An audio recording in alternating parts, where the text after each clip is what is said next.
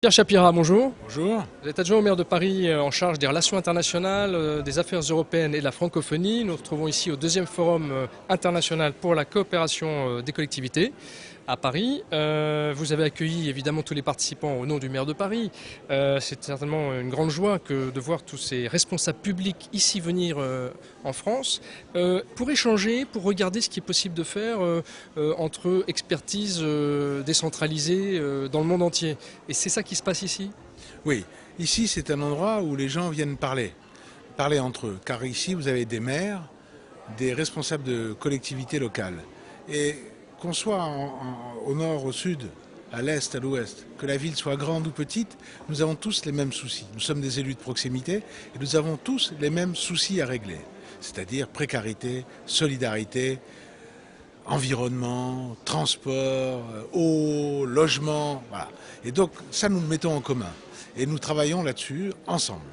Alors que ce soit, nous, la ville de Paris, évidemment, nous avons des coopérations extrêmement importantes avec des villes d'Afrique, de la Méditerranée, d'Amérique du Sud-Est asiatique, notamment avec le Cambodge, où on a de grosses activités historiques avec Phnom Penh. Donc voilà, on a une expertise de la ville, mais par exemple, dans notre réseau de maires francophones, et les étrangers qui étaient là aujourd'hui étaient tous membres de l'Association internationale des maires francophones, que préside le maire de Paris, qui regroupe 200 villes et 25 associations de villes. Les étrangers qui étaient là faisaient partie de l'Association internationale des maires francophones et qui sont les responsables de grandes collectivités locales du Sud. Et là, dans les coopérations que nous avons, nous utilisons à chaque fois l'expertise du Sud. Car au Sud, il y a de l'expertise, il y a de hauts fonctionnaires, il y a des gens qui connaissent la problématique des collectivités locales. Et nous les utilisons. Sachez par exemple qu'à Haïti, quand il a fallu remettre l'état civil en route, ce sont des experts tunisiens, par le biais de la IMF, qui ont été pendant 2 mois remettre l'état civil en route à Haïti. Alors ça, c'est le type de coopération internationale dont on entend peu parler. Quelle est la raison d'après vous? Non, la coopération internationale n'intéresse pas. C'est pas une coopération, comment dirais-je, qui fait la une des journaux.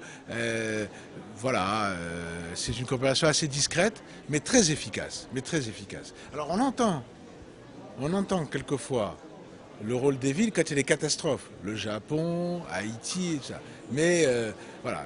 Mais sinon, c'est une coopération importante. En France, il y a 3500 villes qui font de la coopération internationale. Et en plus, c'est tellement pris au sérieux, cette coopération, que les instances internationales s'y intéressent. Quand j'étais parlementaire européen, on a fait voter un rapport à mon initiative, un rapport qui reconnaît les autorités locales, et la Commission a créé une ligne de crédit pour les autorités locales, pour le développement à l'international. Il y a quelques instants, et ça sera ma dernière question, hein, il y a quelques instants, Jean-Pierre Elon Mbassi, qui est secrétaire général de Cité et gouvernements locaux unis d'Afrique, a évoqué la diplomatie des villes. Il disait que maintenant, peut-être, ça peut remplacer le rôle de l'État qui s'est un petit peu éloigné de la proximité des populations. Voilà, alors la diplomatie des villes, c'est un... Vous y croyez? Moi j'y crois.